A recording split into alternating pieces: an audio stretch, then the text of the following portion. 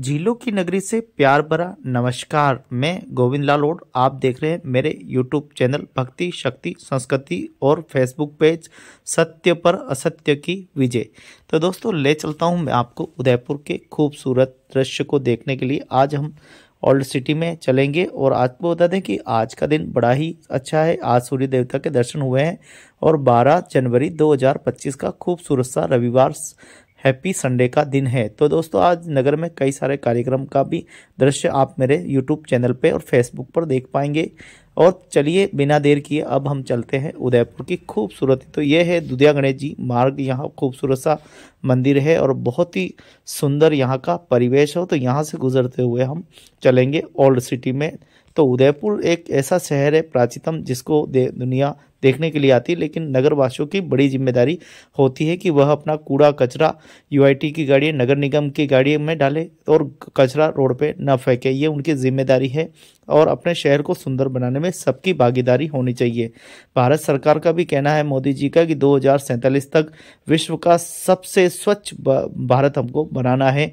ये संकल्प भारतवासियों को लेना और धीरे धीरे शहर की बहुत ही खूबसूरती सुंदरता बढ़ती ही जा रही है। तो सुभाष सर्कल से होते हुए हम चलेंगे। अब ये पूरा जो दृश्य आप देख रहे हैं किस प्रकार से शहर का कूड़ा कचरा यहाँ डाला है, क्योंकि शहर में छोटी गलियां और उस वहाँ गधों को लाद कर ही यहाँ पर जो है कच्चा सामान और पक्का सामान पहुंचाया जाता है। तो दोस्तों बिना देर किए चलते हैं हम अपन ब्रह्मा पोल से होते हुए चलेंगे। और ब्रह्मा पोल बहुत ही खूबसूरत है। यहीं से पास में लीला होटल वगैरह बड़ी बड़ी होटलें भी शहर में मौजूद है जो कि नावों से जाया जाता है।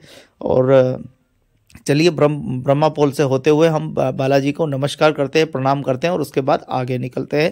और बहुत ही खूबसूरत ब्रह्मा पोल और ब्रह्मा नगरी है पूरी की पूरी। आप देखें कि बहुत ही खूबसूरत है। और कहीं इसको पीले कलर में बहुत ही ज़्यादा जो है वो होता है, कहीं वाइट कलर ज़्यादा होता है।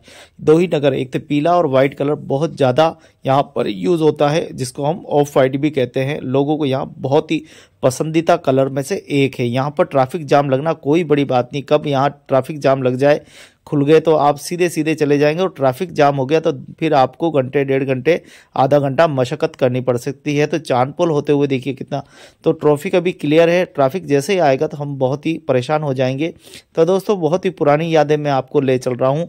जब हम यहाँ से मेहनत और मजदूरी किया करते थे, गधों को लाद कर मजदूरी किया करते थे। हमारे परिवार कई दशकों से, कई कालांतर से यहाँ काम करते आए हैं और आज भी कई हमारे परिवार के लोग आज भी गधों को लाद कर मजदूरी करते हैं। तो ये गलियां हैं छोटी छोटी। यहाँ पर कई बार ऐसा भी हुआ है कि गधे जो है किसी के टकरा जाते थे, जिनसे उनको चोट लग जाती थी और बुजुर्ग व्यक्ति तो गिर जाते थे। फिर हमको लाफे और लाते भी खानी पड़ती थी। कभी हम यहाँ साइकिल लेके आते थे तो साइकिल तो आप तो जानते हैं पतली गलियां, किसी के लग जाती तब भी लाफे खाने पड़ते थे। और आप देखें कि ये गणेश घाटी है और गणेश घाटी से अगर साइकिल के ब्रेक फेल हो जाते तब भी लाते और लाफे खाना तय था। तो दोस्तों यहाँ की जो हम देखें, ये देखिए कैसे बच्चे, ये दृश्य पुरानी यादें आज फिर एक बार ताजा हो गई। कुल मिलाकर बात करें कि हम यहाँ जब गधे लेकर आते थे और गधे अचानक गिर जाते थे या किसी के ऊपर गिर जाते थे, दौड़ते दौड़ते अगर किसी के गिर जाते थे तो वहाँ पे भी मार खाना और लाफे खाना तय रहता था। और कुल मिलाकर हम देखें कि बचपन की कुछ यादें हैं और समय के साथ 90 के दशक के बाद गधे छोड़ दिए हाँकने और उसके बाद में दूसरे काम से जुड़ गए, उसके बाद में नहीं हुआ। लेकिन यादें फिर भी ताज़ा है। साइकिल चलाई, स्कूटर चलाए और यहाँ पर कई बार स्कूटर से भी गिरे हैं, क्योंकि चलाने का इतना अनुभव नहीं था और कच्ची रोड थी उस समय, तो गिरने का भी काफ़ी चांस रहता था। बड़े बड़े गड्ढे भी थे। उसके बाद डामर का जो रोड था वो तो कहीं ख़त्म हो गया, उसके बाद सीमेंट के बनते रहते थे। आए दिन रोड चेंज होते रहते थे। सिटी में काफ़ी खस्ता हालत थी और पानी हमेशा नालियों का बहता रहता था, उससे भी फिसलन भरा माहौल रहता था। लेकिन अब सीमेंटेड रोड है, उसके बाद भी हालत जैसी की जैसी ही है। अभी भी फिसलन भरा माहौल है। यहाँ बहुत ही खुरदरेला जो रोड बनाना चाहिए, लेकिन सीवरेज का पानी रिसने से और यहाँ नल आने से पानी और भी ज़्यादा रोडों पे बिखरा हुआ और अभी भी उसके दृश्य दिखाई दे रहे हैं। प्राचीन सिटी होने के कारण ज़्यादा डेवलपमेंट यहाँ नहीं हो सकता, लेकिन जो भी डेवलपमेंट कंपनी कर रही है, एल&टी जैसी बहुत ही अनुभवी कंपनियां यहाँ पर काम करी, लेकिन आप दृश्य जैसा का जैसा है। तो चलिए घंटाघर चलते हैं। बहुत सारे अनुभव शेयर किए, बहुत सारे लाफे खाए, बहुत सारे साइकिलें तोड़ी, बहुत सारी जो है पतरानाई भी झेली, लेकिन उसके बाद भी आज खूबसूरत सा हमारा ये सुंदर शहर है। समय के साथ सब चलता रहता है, समय की चक्री गति चलती रहती है, उसमें हस्तक्षेप नहीं करना चाहिए। जैसे भी दिन हो स्वीकार करने चाहिए और क्योंकि आज राष्ट्रीय युवा दिवस है, तो युवा ही इस देश का आने वाला भविष्य है। तो युवा को सोचना है कि कैसे, जैसे स्वामी विवेकानंद जी का कितना बचपन में हम सुनते हैं, उनका नाम नरेंद्र था, और किस प्रकार से वो अपनी चीज़ों को घर से फेंक देते थे दूसरों के लिए, तो उनको मार भी खानी पड़ी होगी, माता पिता की पटाना भी झेली होनी पड़ी होगी, लेकिन उन्होंने भी अपना जीवन जिया है। तो ये उदयपुर की छोटी छोटी गली है, ये देखिए टेढ़ी मेढ़ी बाकी टेढ़ी गलियाँ हैं, जहाँ से गुजरते हुए, इस जड़े की होल से गुजरते हुए कई ऐसी जगह जिनके नाम मैं भी सही तरह से नहीं जानता हूँ, लेकिन फिर भी मैं उदयपुर की सुंदर दृश्य को आपको दिखाने के लिए हमेशा ललायित रहता हूँ, क्योंकि आज युवा दिवस है, अंतर्राष्ट्रीय युवा दिवस है। और पूरे लोगों को मैं सिटी में जाता हुआ देखता भी हूँ, क्या बदलाव हुआ है, क्या कुछ होना है, कहीं रोड टूटा तो नहीं है, फूटा तो नहीं है, हवेलियों में कोई परिवर्तन हुआ है। तो काफ़ी चीज़ें मैं दर्शकों को देखता भी रहता हूँ और उनको सामाजिक, धार्मिक, राजनीतिक, वैचारिक, साहित्यिक, सांस्कृतिक हर एक विचारधारा से अवगत कराता रहता हूँ। तो बालाजी को नमस्कार कर लेते हैं एक बार, बहुत ही अच्छे बालाजी, बड़ी मूर्ति यहाँ पे भी, तो उनको नमस्कार करके आगे बढ़ते हैं। और देखिए कितनी पतली पतली यहाँ पर गलियाँ हैं, और इन गलियों से गुजरना, ऑटो अगर आ जाए एक भी सामने तो आपको रुकना पड़ेगा, क्योंकि इतनी जगह ही नहीं है कि आप यहाँ से निकल सकें। तो आराम से धीरे धीरे निकल सकते हैं। और सिटी के अंदर भी सारी दुकानें, यहाँ पे टायर पंचर की है और किराना की दुकान है, तमाम वो दुकानें, और छोटे छोटे मंदिर भी देखो कैसे बने हुए हैं, बहुत ही खूबसूरत मंदिर बने हुए हैं। सिटी एक समय गड्ढों की नगरी हुआ करती थी, धीरे धीरे लोगों ने यहाँ भरा मलबा भर भर के, जैसे जैसे इस सिटी में बहुत सारी फीलिंग के, एक समय यहाँ था कि खेती भी हुआ करती थी। बड़ी होली में, जहाँ बड़ी होली है वहाँ देखता हूँ खेती के बताते हैं कि खेती भी हुआ करती थी। तो सिटी की कई जगह ऐसी है जहाँ लोग गेहूँ मक्की वगैरह बोया करते थे और अच्छी फसल किया करते थे। एक तरह से सिटी में किसान भी रहा करते थे, लेकिन समय के साथ सभी जो उजड़ गए, सब खत्म हो गए, प्लाटिंग हो गई, फिर उसके बाद में प्लाट काटे गए और सभी को दिए गए, और उसके बाद में कहीं शादी के गार्डन बन गए, तो कई अलग अलग व्यवस्थाएं होगी। सीवरेज डालने के बाद आज भी देखो कहीं कहीं लीकेज हो जाती है, जाम हो जाती है, तो आज भी तोड़फोड़ चालू है। आखिर ये समस्या कब तक रहेगी? ठस की ठस बनी हुई है, समस्या का सही निराकरण नहीं हो रहा है। आए दिन ये समस्या हो रही है। जो कंपनी है उनको ऐसे पाइप डालने चाहिए ताकि कोई मलबा वगैरह न रुके और बिल्कुल साफ़ हो जाए, ऐसा रखना चाहिए। लेकिन अभी तक इसका कोई बड़ा हल नहीं निकल पाया है, नहीं अभी शहर में कहीं आरओ का पानी पहुंचा है। का बार बार सड़कें बनती, बार बार टूट जाती, न जाने ये झीलों की नगरी है कि टूट फूट की नगरी, समझ में नहीं आता कभी कभी। तो हालांकि ये दृश्य आप देख रहे हैं गुलाबाग के आसपास का दृश्य है, जहां गुलाबाग में पूरे उधर से मार्केट हटाकर यहाँ शिफ्ट कर दिया गया, जहाँ से लोगों को बड़ा आराम है। और यहाँ से जब हम चलेंगे सीधे के सीधे किशन पोल की तरफ। किशन पोल भी एक बहुत बड़ी प्राचीन पुल है, दरवाज़ा है, और बहुत ही अच्छा, बहुत ही शानदार। ये देखिए सामने किशन पोल है और उसके बाद में लंबी दीवारें हैं जो राजा महाराजा के ज़माने की आज भी देखी जा रही है, और किशन पोल में पुलिस चौकी भी मौजूद है। तो कुल मिलाकर शहर की सुरक्षा के लिए सभी चीज़ें ज़रूरी है। तो दोस्तों बने रहे वीडियो के साथ, और अब हम चलेंगे पारस तिराहे की तरफ, तो बने रहें, क्योंकि उदयपुर के दर्शन आप इस वीडियो में करीब करीब पूरा उदयपुर शहर, पूरा परिक्रमा हम कोशिश करेंगे कि इस वीडियो में करें। तो अब मैं आपको लेकर आया हूँ एक ऐसी झील पर जो कि वास्तव में उसको कहे तो वो झील है, लेकिन गंदे नाले के जैसी है, और इस झील में इतना गंदगी पूछो मत। तो चलिए बिना देर की, देखिए इधर से नाला आ रहा है और ये नाला सीधा जो है गोवर्धन सागर झील के अंदर जा रहा है, जो कि ग्राम पंचायत ग्राम पंचायत, अच्छा सा नाम है इसका, देवाली की ओर से ये आ रहा है, और उसके बाद में ये सीधा इसका अंदर जा रहा है। तो उधर से हम देखें कि बलीचा की तरफ से जो जितने भी नाले हैं वो भी सभी सारे इसी में आ रहे हैं। ये बहुत ही खूबसूरत है, लाखों करोड़ों रुपए सरकार ने इसको लगा दिए, लेकिन नालों को बंद करने का अभी उपाय नहीं बताया। अभी भी कई टन गंदगी का कचरा हम पीने पर, शहरवासी पीने पर मजबूर है। आखिर ये इन गंदगी का जिम्मेदार कौन है, ये प्रश्न दिल से उठता है। लोग अपनी जिम्मेदारी नहीं समझ रहे हैं, अपनी वजह से। सबसे पहले तो पानी का जो निकास है गंदे नाले का वो दूसरी तरफ करना चाहिए, लेकिन लोगों को क्या पड़ी है, लोग तो देखते हैं नहाओ धो मस्त करो, मेरा पानी कहीं जाए गिरे तो मुझे क्या लेना देना। अरे भाई कोई तो बीमार हो रहा है, कम से कम थोड़ा सा मानव दृष्टि के साथ देखना चाहिए। कोई मर जाता है तो उसके बाद जल्दी से कंधा तोड़ने आ जाते हो, लेकिन अगर वास्तव में सही समय पे उसको सही साथ दोगे तो वास्तव में वो 2 दिन जिंदा रहेगा, अच्छा रहेगा। तो ये सभी को सोचना होगा, किसी के साथ जीवन के साथ खेलना अच्छा नहीं है। स्वच्छता की दृष्टि से सबको गंभीर होने की जरूरत है। सरकार ने यहाँ पे इतना अच्छा पार्क बनाया है, पन्नाधाय स्मारक बनाई है, इतना सारा डेवलपमेंट किया है, पानी की तरह पैसा सरकार बहा रही है, हमारे जनप्रतिनिधि कमीशन खा रहे हैं। अरे खाओ, जितना खाना है उतना खाओ, लेकिन शहर को सुंदर बनाने में भागीदारी तो निभाओ। कम से कम नाले, ये गंदगी है ये सब बंद करो, जो डालता है उसके ऊपर जबरदस्त पेनल्टी लगाओ, ताकि उसको नानी माँ याद आ जाए और भविष्य में वो कभी हिम्मत नहीं करे कि गंदे नाले का पानी जो है झीलों में डाले। और पानी कितना अमूल्य, मुझसे ज़्यादा कौन, मैं पिछले 12 वर्षों से लगातार रामपुरा में पानी खरीद के पी रहा हूँ, मुझे पता है कि पानी की कीमत क्या होती है। अभी तक सरकार ने मेरे यहाँ पाइप तो डाले हैं, लेकिन वो खोखले पाइप है, अभी तक उसमें पानी नहीं आया। तो मुझसे बढ़कर कौन जानेगा पानी के बारे में।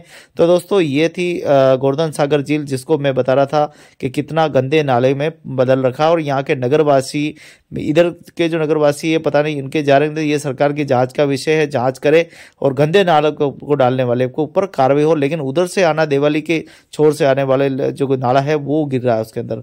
तो चलिए अब बिना देर किए, अब जो काम चल रहा है ओवरब्रिज का उसको देखते हैं। ये देखिए पारस चौराहे से लगता है ये ब्रिज बड़ा बनने वाला है इस बार।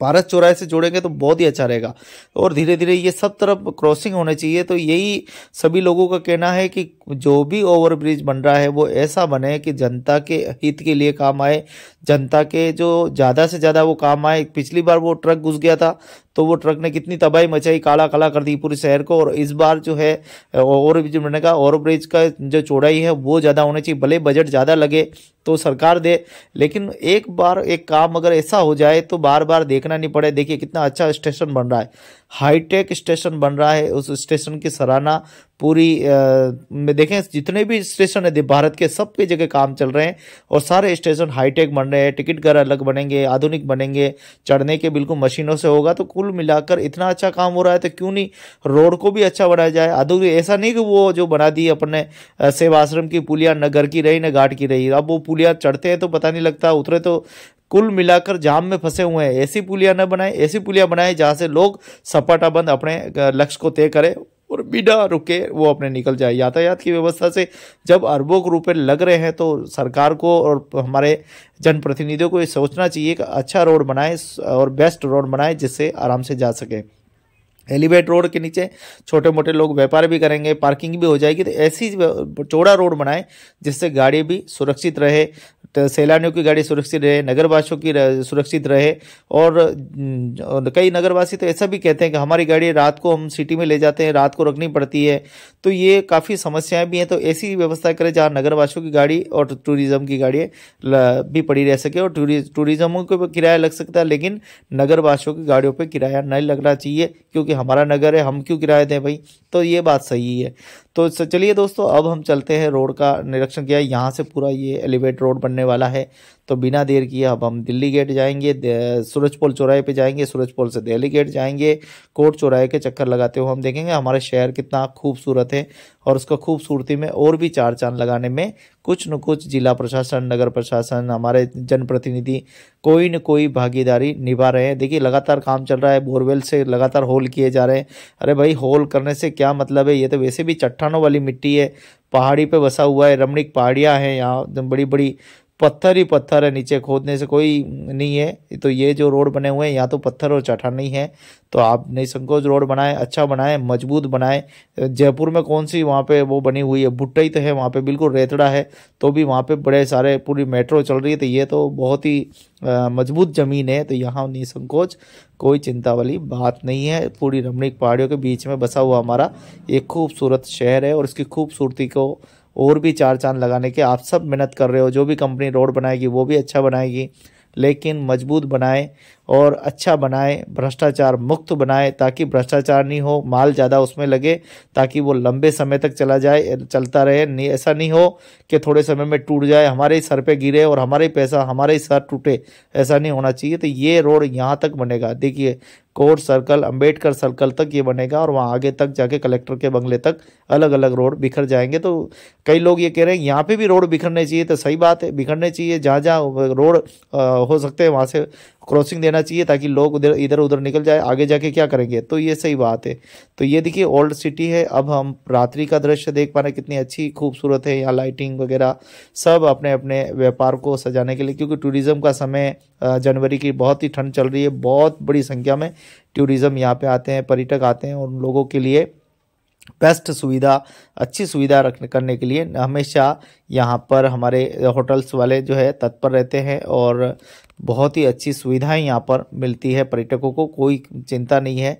और मैं नगरवासियों से भी और गाइड से भी निवेदन करूंगा कि वो विशेष करके हमारे आने वाले अतिथियों और मेहमानों का विशेष ध्यान रखें, उन्हें उनका हमेशा ध्यान रखें, ताकि वह हमेशा खुद भी वापस लौट के आए और दूसरों को भी यहाँ लेकर आए। तो यहाँ बहुत ही छोटी छोटी गलियाँ हैं, छोटी गलियों से गुजरना भी काफ़ी यहाँ पे चुनौती है। इसीलिए तो इस प्राचीन शहर को लोग जो टूरिज्म है वो देखने के लिए आते हैं कि आखिर उदयपुर इतनी छोटी गलियों में बसा हुआ है, कैसे बसा हुआ है, इसका आर्किटेक्चर कैसा है, इसकी रोडें कैसी है, यहाँ के लोग कैसे रहते हैं, कैसे लोग हिल मिल के रहते हैं। तो ये सबसे बड़ी बात है, हमारे शहर के लिए एक बहुत बड़ी उपलब्धि है, तो हमें ये सोचना चाहिए।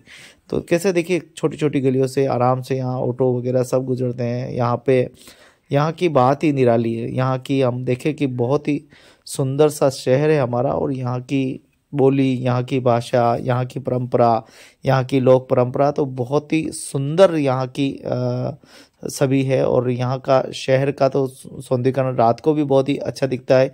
तो बहुत ही छोटा शहर है, रात को 10-11 बजे तक सभी दुकानें खुली रहती है, उसके बाद बंद हो जाती है। तो दोस्तों चलिए, अब यहाँ पर जगदीश चौक के आसपास हम आए हैं, और जगदीश चौक पे जो काला कलर फैला था जो ट्रक से 8 तारीख को रात्रि को, उसके बाद अब जाके थोड़ा ठीक हुआ है, क्योंकि 8 तारीख की घटना और आज 12 तारीख हो चुकी है, रात्रि है। तो ये 4 दिनों में आज थोड़ा सा ठीक लग रहा है। आज व्यापार खुले हैं, दुकानें खुली है, लेकिन यहाँ पर ध्यान रखिए कार लेकर ना आए। कार लेकर आगे एक बार फंस गए तो न तो आगे जा पाओगे न पीछे जा पाओगे। फंस गए, आगे भी कार आ गई तो यहाँ क्रॉसिंग भी नहीं, इसलिए यहाँ से फिर फंस गए तो 1 घंटे आधे घंटे पहले आप नहीं निकल सके। न तो कोई आगे जाता है न कोई पीछे जाता है। तो ये ज़रूर ध्यान रखें। गड़िया देवरा से चांदपोल के बीच में बहुत ज़्यादा जाम वाली स्थिति रहती है। मैं भी कभी कभी इधर से वीडियो बना के निकलता हूँ तो कम से कम आधा पौन घंटा तो मेरे को यहाँ लगता ही लगता है। यहाँ दृश्य देखने के लिए आता हूँ, मैं खुद ही दृश्य यहाँ बन के रह जाता हूँ, खड़ा रहना पड़ता है।